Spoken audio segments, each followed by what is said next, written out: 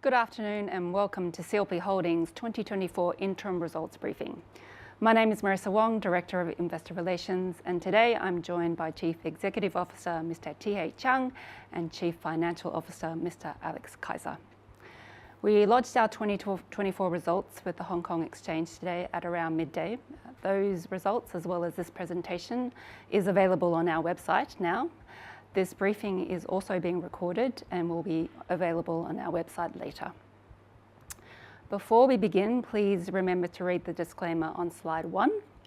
And for today's agenda, we'll follow the usual practice, which is TK to deliver the overview as well as the strategic outlook, Alex to take you through our financial results, and this will end with a Q&A session. With that, I will now hand over to TK to commence the briefing. Thank you, TK. Thank you, Marissa. So thank you for joining us for our 2024 interim results briefing. I'm pleased to report a strong start to the year with solid growth in the group's earnings and improved results from Energy Australia.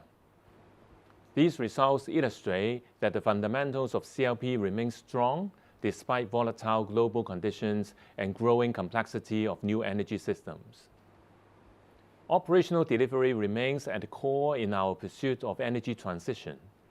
This half, we continued our track record of delivering significant projects. In our home market, the last piece of gas infrastructure, our 600 megawatt D2 unit, went into operation, enabling the gradual retirement of coal-fired units. In Australia, amidst increasing price volatility, we achieved first fire at Tallawarra B, the only peaking plant added to the New South Wales grid in the past decade. And across all our markets, we've worked tirelessly to improve the availability and reliability of our 23 gigawatt fleet as we responsibly transition to a low-carbon portfolio. Our growth momentum is matching the energy transition opportunities in our markets. In Hong Kong, we continue to make progress executing the new development plan. In China and India, we accomplished one of our strongest zero-carbon growth performances due to increases in power demand and the push towards electrification and decarbonization in these markets. At Energy Australia, we advanced with approvals for the development of the 350 megawatt Wooreen battery in Victoria and a 50 megawatt battery system at Hallett Power Station in South Australia. Our financial position remains strong, as evidenced by the S&P maintaining our investment-grade credit rating and a stable outlook for CLP Holdings, CLP Power and Capco, and Moody's doing the same for EA. With stable earnings, sound capital structure, and a healthy development pipeline, the foundations for future earnings and a lower carbon future are set and well underway. Now, turning to the highlights. Financially, the group's operating earnings before fair value movements increased by 22% year-on-year to nearly 5.7 billion Hong Kong dollars. This reflected solid contributions delivery from across the group, along with improved earnings contributions from Energy Australia. Operating earnings after fair value per share increased to $2.32, and the board has recommended a second interim dividend of 63 cents per share, equal to the first dividend. Total earnings were also up 18% to nearly $6 billion, representing $2.36 per share. Based on our share price at the end of June, this provides a yield to investors of 4.9%. Operationally, our injury rates remain stable, and we continue to prioritize safety as we enter into high level of field activities. Our reliability, measured by unplanned customer minute lost, was impacted by extreme weather and power supply incidents in Hong Kong. Nevertheless, Hong Kong's network reliability remains exceptional by world standards, and we will continue our effort to uphold this. On the customer front, we saw growth in our customer accounts in Hong Kong, while intense competition in Australia resulted in a slight reduction. Electricity output from our generation facilities was stable. The slight decrease in generation capacity reflects the retirement of 3 coal units in Hong Kong. I'll now welcome Alex for the first time as Group CFO to take you through the financial results. Thank you, TK, and good afternoon. It's my pleasure to report a strong set of results this half. The snapshot of key financial results metrics shows that we achieved growth in earnings while investing for the future and returning to our shareholders. Earnings before interest, tax, depreciation, and fair value, or EBITDAF, increased by 17% to close to 13 billion Hong Kong dollars. This reflected sustained capital expenditure in Hong Kong and a turnaround at Energy Australia. Increase in EBITDAF supporting operating earning growth of 22% to close to 5.7 billion. This was slightly impacted by higher interest costs in Hong Kong and higher tax expenses. Adjusted for fair value movements and items affecting comparability, total earnings for the period was slightly higher than operating earnings before fair value. Capital investment of over 10 billion was higher than last year, reflecting our focus on decarbonization and supporting infrastructure growth. Total interim dividends per share declared in the first half were maintained at $1.26, same as last year. Overall, the EBITDAF evolution reflects solid growth in earnings. There was a small impact of currency movements against Hong Kong dollar. Otherwise, the EBITDAF waterfall shows Energy Australia as the major driver for the period-on-period increase, followed by dependable performance from Hong Kong and profitable growth in India. The reduced contribution from mainland China coincided with the major scheduled maintenance work at Daya Bay and Yangjiang nuclear plants. I will go into detail on each of the regions in the following slides. At the operating earnings level, we saw higher contribution from all regions, except for mainland China, Taiwan region, and Thailand. Hong Kong delivered very robust underlying performance with earnings of almost $4.3 billion. Earnings from mainland China reached almost $1 billion, impacted by scheduled 30 years and 10 years outages at Daya Bay and Yangjiang, respectively, both of which were completed on time. Energy Australia delivered its turnaround from a loss position to positive earnings, reflecting improved performance in the energy and customer segments in a market that continues to evolve. India's Apraava Energy continued to grow, with increased contributions from a diversified portfolio of renewable, transmission, smart meters, and thermal. Our asset in Taiwan was impacted by more planned outages and an earthquake, while Lopburi Solar in Thailand had reduced contribution due to lower tariffs. Ongoing digitalization and corporate center optimization led to a 7% improvement in cost, as we focus on driving further efficiency in our business.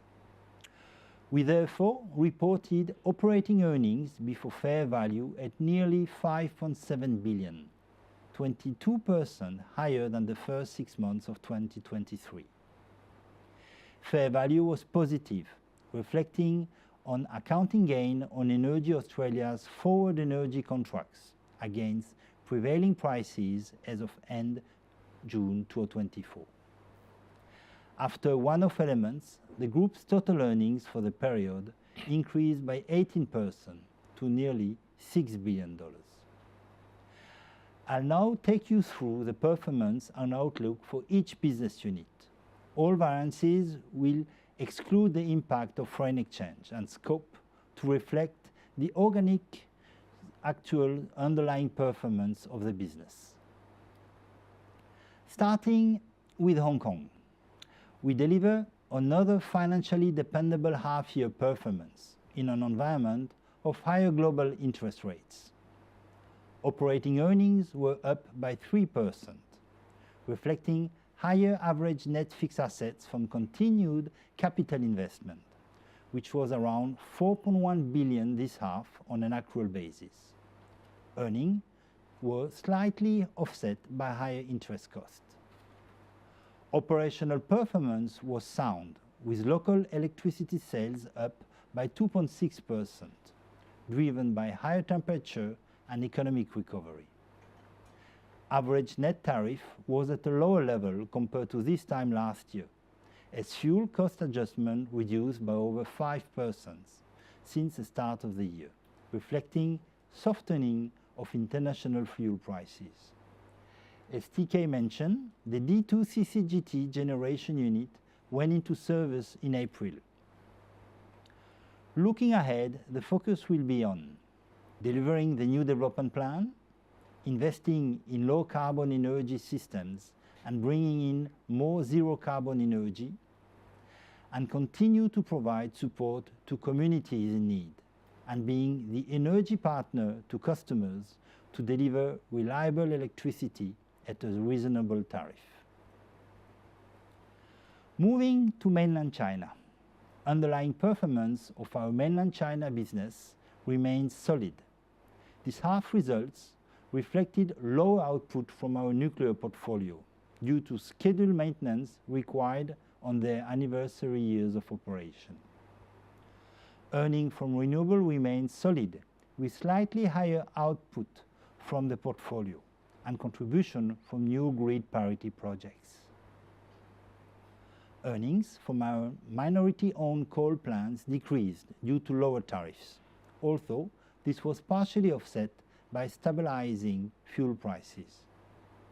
In aggregate, our earnings for mainland China decreased by $384 million to just shy of $1 billion. Looking ahead, nuclear is expected to be back to normal operations in the second half. On renewable development, we are poised to capture the structural power demand growth in mainland China, with a healthy pipeline and new capacity additions expected to contribute to earnings.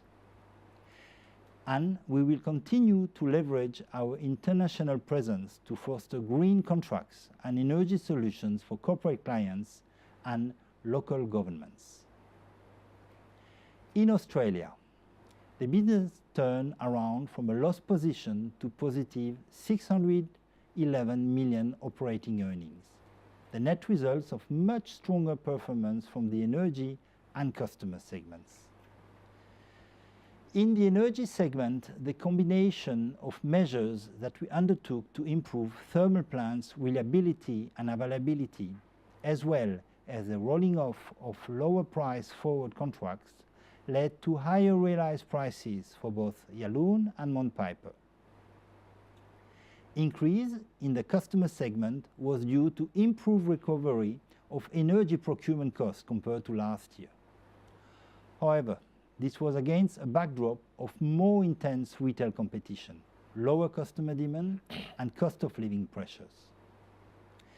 The uplift in depreciation is based on the increased investment for Yallourn 2023 outages and capitalization of additional decommissioning costs.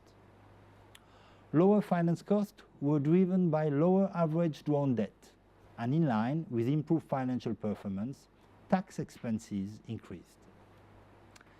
Looking ahead, our focus remains on strengthening the operational and financial performance of Yallourn and Mount Piper against viable wholesale prices and higher fuel costs for Mount Piper as coal price caps expire.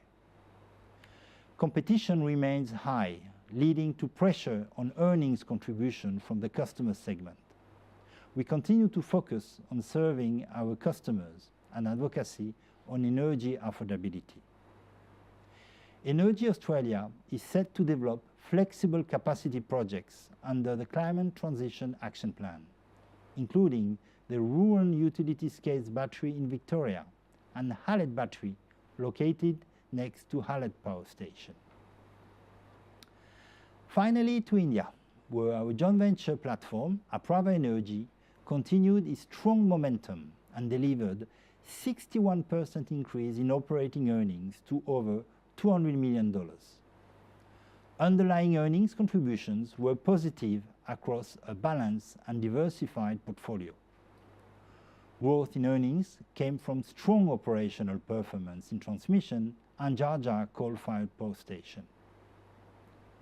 Operating expenses improved, mainly due to the recognition of deferred tax assets related to prior tax losses.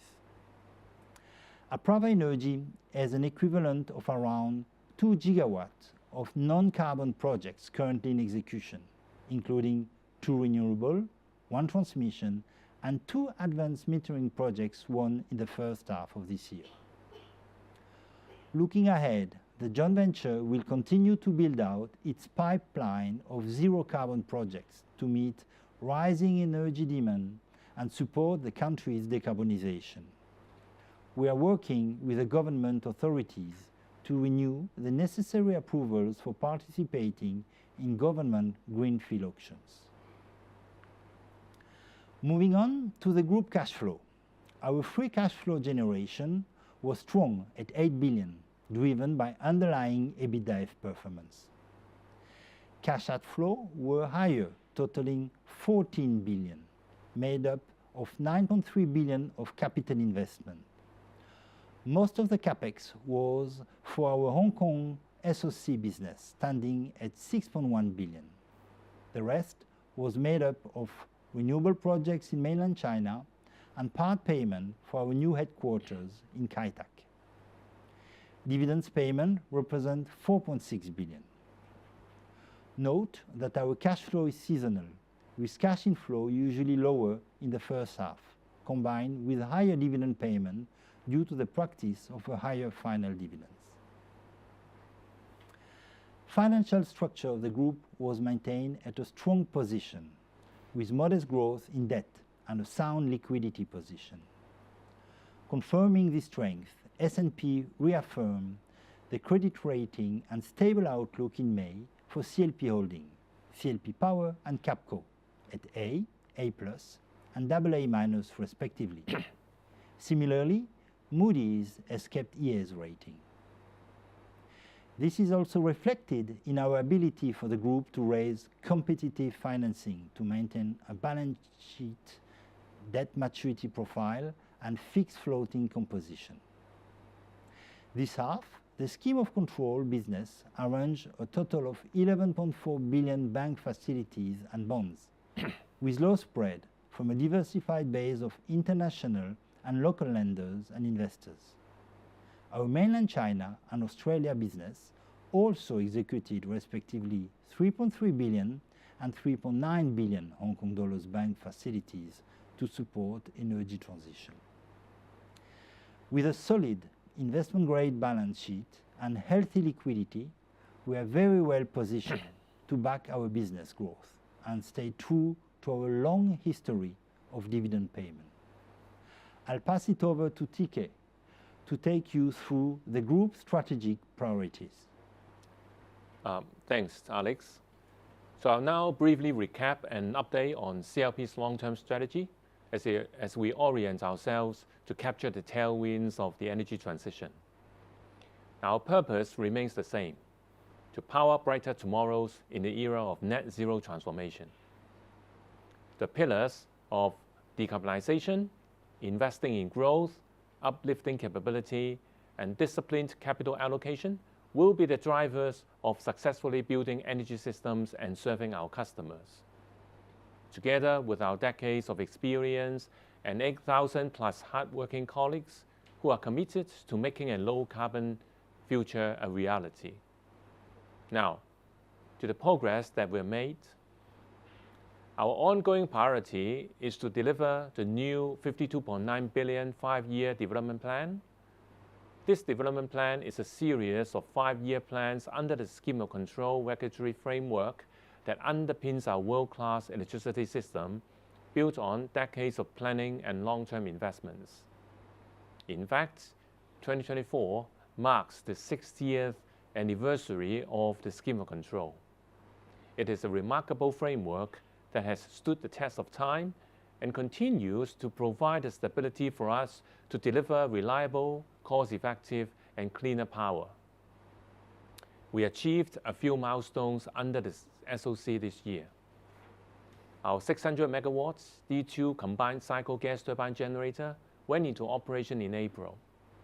The CCGT, along with our recently commissioned offshore LNG terminal and enhanced interconnector capacity, are critical pieces for the retirement of coal generation. We also mark an achievement in the development of nuclear energy. This region's first commercial nuclear plant, Daya Bay, celebrates 30 years of supplying Hong Kong with clean, reliable, and reasonably priced electricity supply. And it is this kind of careful planning, prudent investment, and successful regional cooperation that is required to carry out the demanding program of work under the latest development plan. This is key to delivering Hong Kong government's economic and infrastructure agenda. Our approach to growth and investment matches the needs driven by electrification and decarbonization.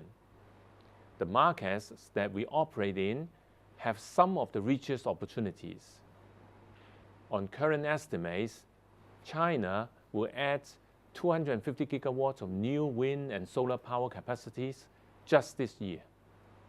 India is targeting 500 gigawatts by 2030, which translates to 80 gigawatts a year. And Australia has a 82% renewable targets by 2030. Our targets are modest in comparison, but it does reinforce our approach of value over volume and investing in those assets which meet our return criteria over the long term. Our philosophy to financing remains responsive to ongoing market developments. Now, for China, subsidy-free RE projects will be funded by mostly non-recourse project financing and the remainder by equity.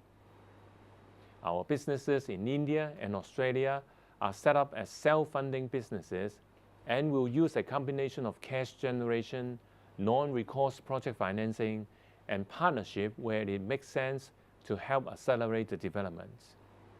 And we have made good progress. Development activities has been strong, our pipeline of opportunity is healthy, and we are well on our way to meeting our targets. Focus will be on maintaining a disciplined capital program to deliver this growth platform that will, together with existing strong foundations, contribute to future earnings growth.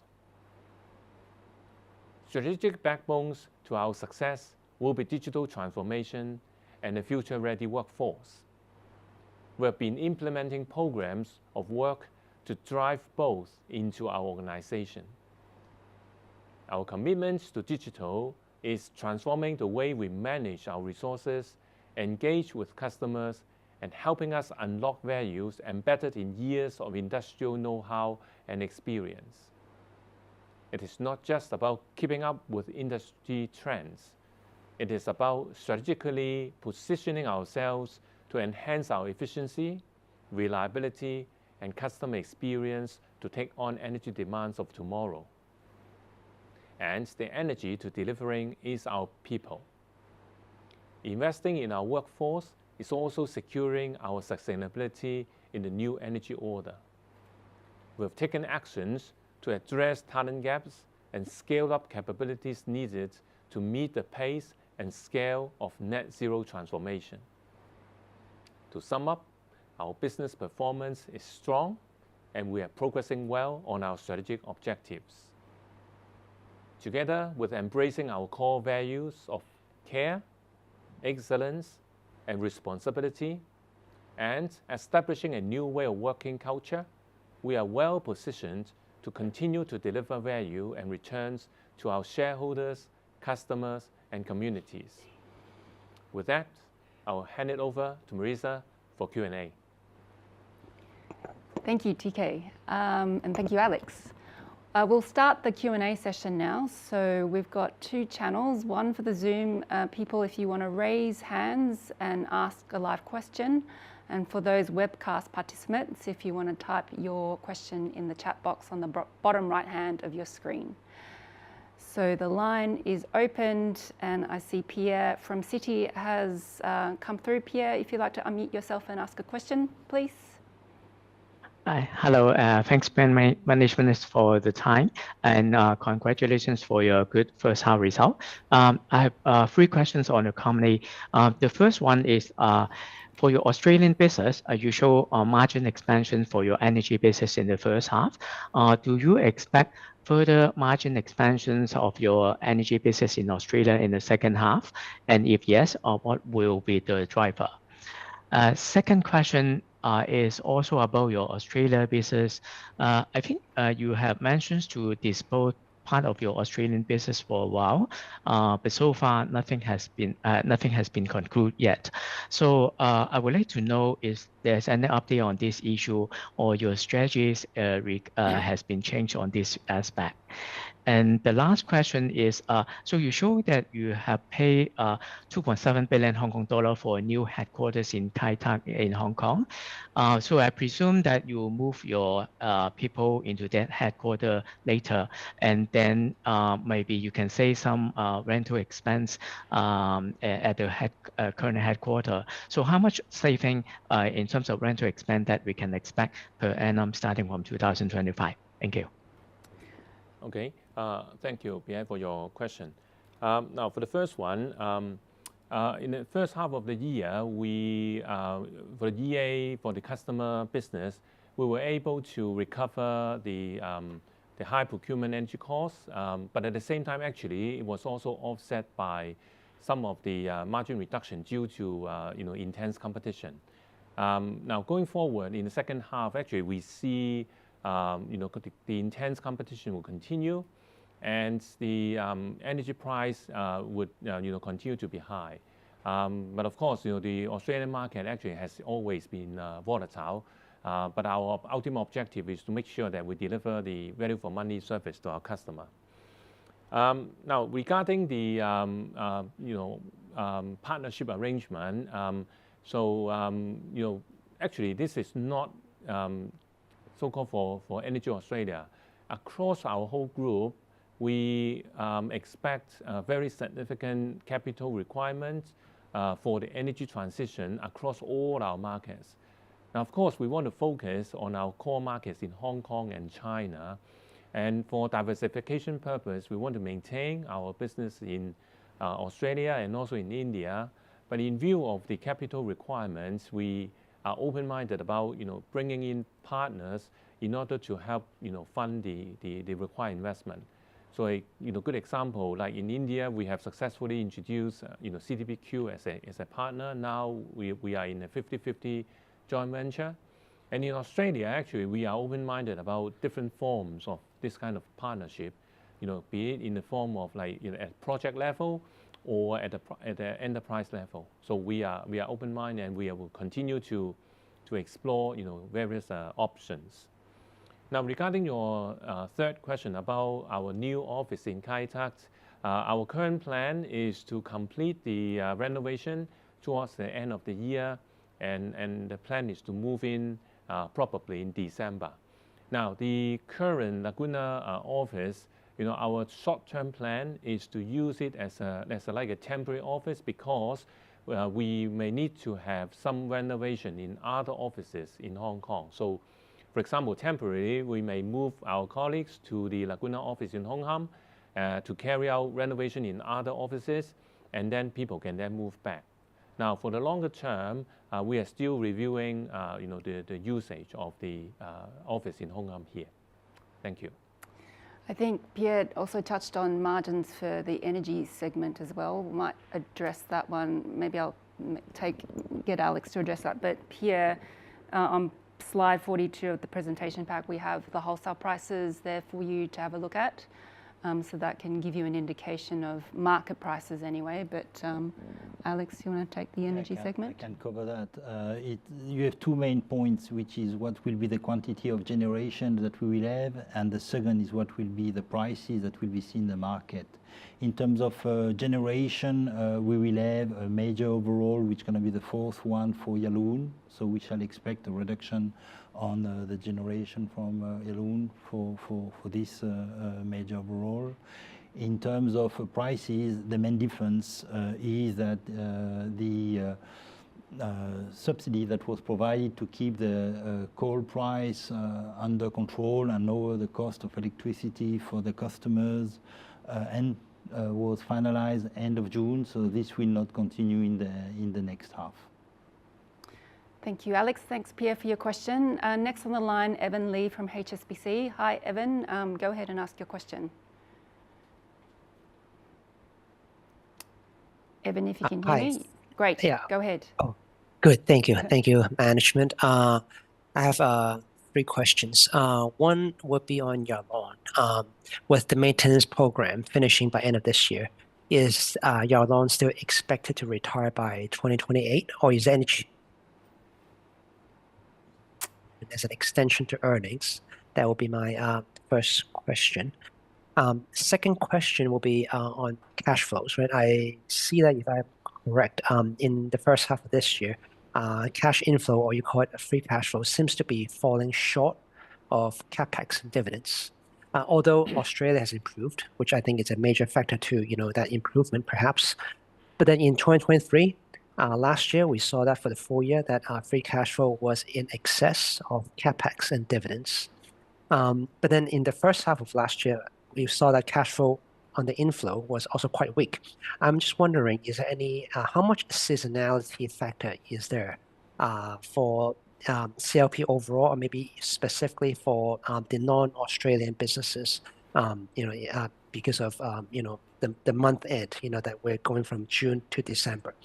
And then that would be my second question. And the third question for TK would be just wondering if there's any upside to the current development plan in Hong Kong for the current 5 years. Like any chance for that capex number to be lifted up based on what's happening within Hong Kong as infrastructure and such. Yeah, that'll be the 3 questions. Thank you.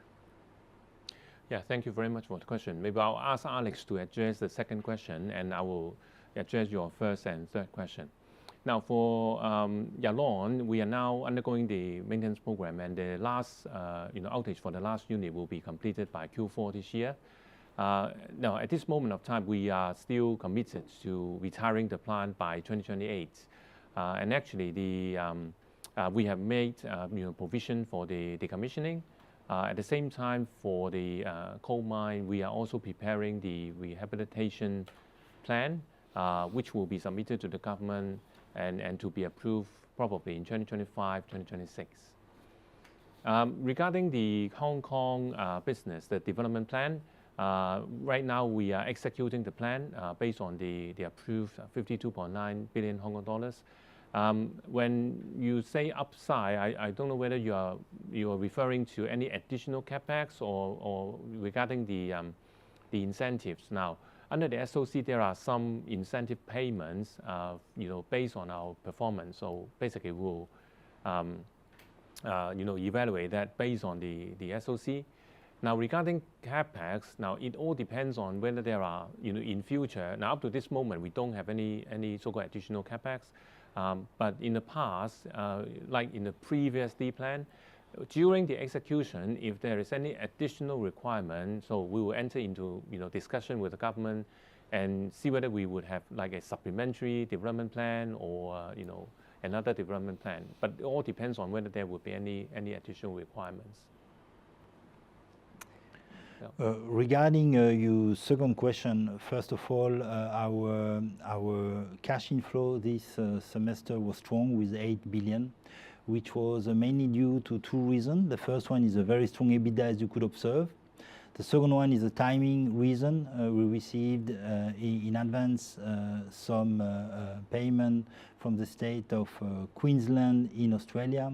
and there are some taxes that we have not paid yet that shall be paid next year in Hong Kong. So these two are exceptional events that will not be recurring. So our cash inflow is quite strong with two exceptional events. On the cash outflow, the main difference versus last year is linked to an increase, as stated, of the SOC capex, growth capex, and also the acquisition of Kai Tak headquarters. Regarding our seasonality of the results, we will not comment on the forward-looking for EA, but this will be certainly the main driver for the difference between this half and next half, linked to what I've mentioned before in terms of the energy generation and profit, as well as a high level of competition. Thank you, Alex. Stephen Choi from JP Morgan. Stephen, if you can hear me, go ahead and unmute yourself and ask your question. Hi, thank you, management, for the time. I have 3 questions. The first is about the Australia business. What's our outlook on the long-term power prices in Australia wholesale market? Because it seems the gas and coal prices remain elevated, and the renewable connection in Australia is lower than expectation. So shall we expect the wholesale prices to sustain? And then about the significant improvement in the Australia wholesale business, how much was contributed by the gas-fired plant? And my second question is about the capital expenditure. So how shall we project Australia and mainland China CapEx going forward? Because we spend around 2 to 3 billion in Australia and less than 1 billion in mainland China over the past few years. So shall we expect the CapEx to be similar? And last question is about the dividends, because we have kept dividends flattish over the past 3 years because of the volatile Australia business. And now the Australia business is turning around, and it seems the power prices remain elevated. So shall we expect the dividends to be growing in line with the Australia turnaround? Because we just keep flattish dividends for the interim period. Thank you. Yep. Thank you, Stephen. So maybe I will take the fourth question on dividend. And then I will touch on question 1 about the outlook, but then I will also hand over to Alex to talk about the price trend, as well as the question 2 and 3 about the earning contribution and also capex. Now, for the dividend, it's always our policy to maintain a reliable and consistent dividend, and we target to look for dividend growth, provided that it could be supported by the business growth. And also a kind of sustainable, financial condition of the company. I would say that the first half of this year we are doing good, and if we can continue to generate generate growth for the company, of course we'll try to look at whether we can adjust the dividend. But at the end of the day, the board will make the decision on the dividend based on the financial conditions. Now, regarding in Australia, I think the outlook for the longer term power prices would really depends on the supply and demand, and in particular the renewable energy investment in Australia. Now, recently we do see some slow progress about addition of renewable energy projects in Australia. And that might, result in the energy prices, as you mentioned, staying in a relatively elevated level. Now, going forward, I think it depends on, the supply and demand, and as well as, for example, even weather condition may have a change on the demand, when there are extreme weather, etc. Another issue is whether the plant condition would really perform. You can see there are instances where, for example, in 2022, our plant actually did not perform, and this year actually in May there are also incidents that are resulted in plant outages. But over the longer term, I would say that the wholesale price seems to be relatively stable. So maybe I hand over to Alex. So we'll start with the CapEx question, and I will link the CapEx question with the funding strategy that we apply. First, in China, the CapEx is expected to increase thanks to the success that we have in our development strategy and the desire to double our capacity. The plan is to have this being funded on a project finance, as mentioned by TK, and the remaining equity will be done thanks to CLP balance sheet. In Australia, it will be self-funded. All the development that we do in Australia will be self-funded, like in India. The development growth is structured in a different way. The renewable plants are not being built by us, but they are being contracted, so we don't make access to our balance sheet for this at the EA level, while the flexible capacity are being developed on the balance sheet of EA, thanks to a mix of corporate finance for the small project and project finance with partners, certainly for the large one. So this is to address the question on the CapEx. Regarding the earnings contribution from the gas plant represents an important part of our flexible capacity portfolio with 1.6 gigawatt in the three main markets of New South Wales, Victoria, and South Australia to a lesser degree. With the volatility increase that bound to happen in Australia with more renewable coming in, the contribution from this portfolio is expected to increase over the long term. Thank you, Alex and Stephen. We've made some disclosures in our pack on just targets and growth pipeline on slide 19, so you can refer to that slide for more information. Okay, we have Rob Cove from Morgan Stanley on the line from Australia. Hi, Rob. Go ahead and ask your question. Hello, good evening. Thanks for taking my question. Apologies, I joined a bit late. One of my other companies had an announcement, so if this question is already dealt with, just move on. I guess first question is, I take it from your disclosures that you're continuing the long-standing practice of not providing any earnings guidance, and just wonder if that's one of the things the new and refreshed management team have thought about. And my second question, I guess, inevitably relates to Australia. Just, I guess, two parts to this question. In May, in Australia, there was a very volatile New South Wales pool price event. Just wondering if Energy Australia was lucky enough to benefit in that.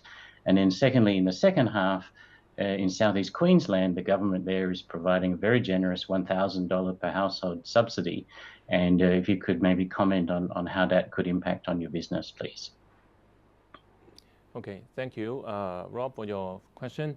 And also thank you very much for your comment on our practice of no earning guidance, which at the moment we'll continue with that practice. But I will take your comment. And for your second question, during the event, I would say our generation plan did perform well, and continue to generate. To a certain extent, I would say we were benefited from that event. Now, regarding the Queensland subsidy, we have already made so-called commitment that we will basically pass through the subsidy to our customer. And I think to a certain extent it would be good to the business, because that will help ease the pressure, the cost of living pressure. Because actually in Australia we are also I would say suffering from the increasing cost of living pressure, which actually has